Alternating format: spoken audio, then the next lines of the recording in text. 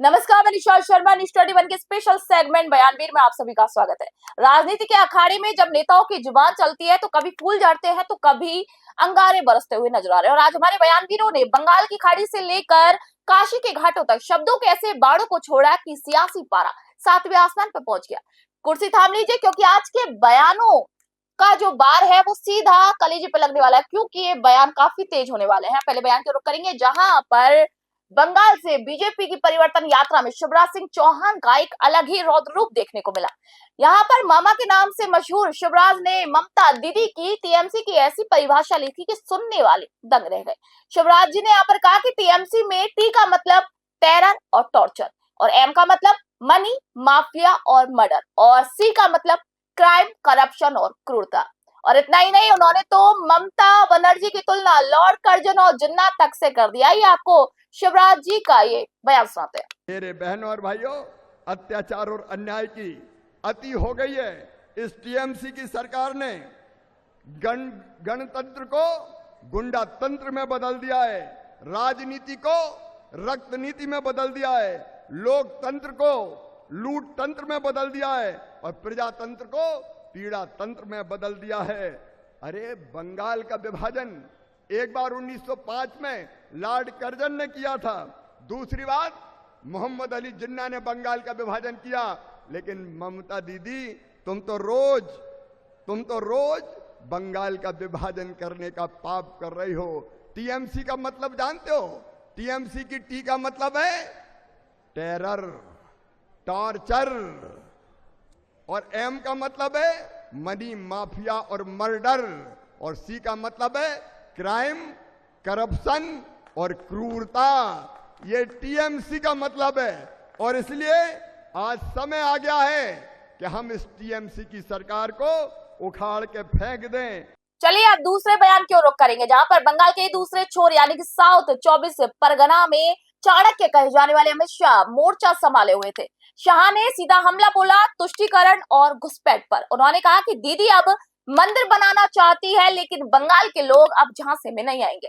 अमित शाह यहाँ पर नहीं रुके, उन्होंने एक और बड़ा धमाका करते हुए एक और बड़ा बयान दिया और कहा कि ममता दीदी के राज में बंगाल में बाबरी मस्जिद फिर से बन रही है। उन्होंने हुमायूं कबीर और ममता बनर्जी को एक ही सिक्के के दो पहलू करार कर दिया है। यहाँ पर शाह ने साफ कहा है कि चाहे मंदिर बनाओ या फिर मस्जिद, इस बार बंगाल की जो जनता है आपका जाना यहाँ पर तय कर चुकी है। आइए आपको अमित शाह का भी बयान सुना देते हैं। भाइयों बहनों, बंगाल को बांग्लादेशी घुसपैठियों से भर दिया, क्योंकि उसमें उनको अपनी वोट बैंक दिख रही और तुष्टीकरण के अलावे दीदी कुछ नहीं करती। उनको अब मंदिर बनाने की सूझ रही है। अरे ममता दीदी, हमने राम मंदिर बनाया, 550 साल के बाद रामलल्ला को भव्य मंदिर में बिठाने का काम नरेंद्र मोदी जी ने किया। काशी विश्वनाथ कॉरिडोर बनाया, महाकाल कॉरिडोर बनाया।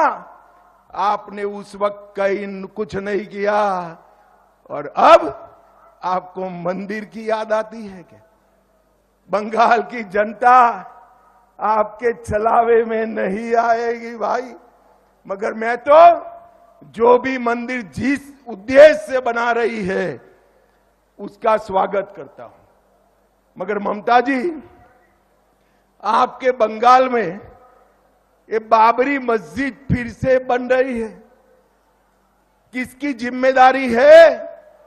जरा बंगाल की जनता को बताओ भाई, मुझे बताओ बंगाल के वासियों, बाबरी मस्जिद फिर से बननी चाहिए क्या? अरे जोर से बोलो, बननी चाहिए क्या? ये हुमायूं कबीर और ममता एक ही थैले के चट्टे पट्टे हैं, चट्टे पट्टे हैं। हुमायूं कबीर को योजना पूर्वक बाहर भेजकर बाबरी मस्जिद बनाने का षड्यंत्र ममता बनर्जी ने किया है, जिससे हिंदुओं में नाराजगी न आए। ममता दीदी, आप चिंता मत करो, इस राज्य का हिंदू और मुसलमान दोनों आपको जान चुका है। इस बार आपकी विदाई। चलिए अब रुक कर लेते हैं उत्तर प्रदेश की ओर, जहां पर वाराणसी में सियासत की गर्माहट कम होने का नाम नहीं ले रही।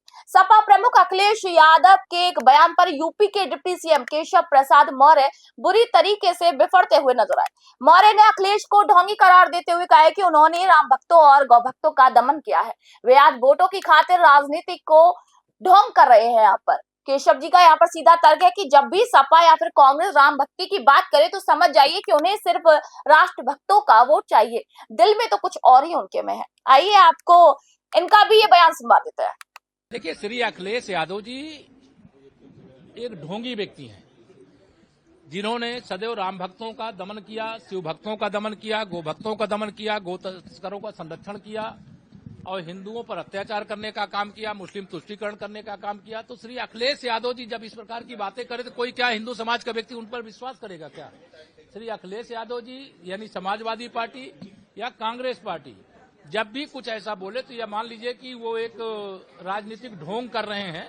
वो किसी भी तरीके से वो चाहते हैं कि भारतीय संस्कृति को मानने वाले जो राष्ट्रभक्त हैं, जो राम भक्त हैं, जो गौ भक्त हैं, जो शिव भक्त हैं, जो कृष्ण भक्त हैं, उनका कुछ वोट उनको मिल जाए तो शायद उनको गिनाने के लिए हो जाए कि हमें कुछ वोट मिल गया। लेकिन मैं उनको सबको कहना चाहता हूं कि 2047 तक देश और प्रदेश में भारतीय जनता पार्टी की सरकार है, फिर कमल खिलेगा, फिर सरकार बनेगी और सच्चा राम राज्य जो जनता चाहती है वो हम देने का काम कर रहे हैं और आगे भी देंगे।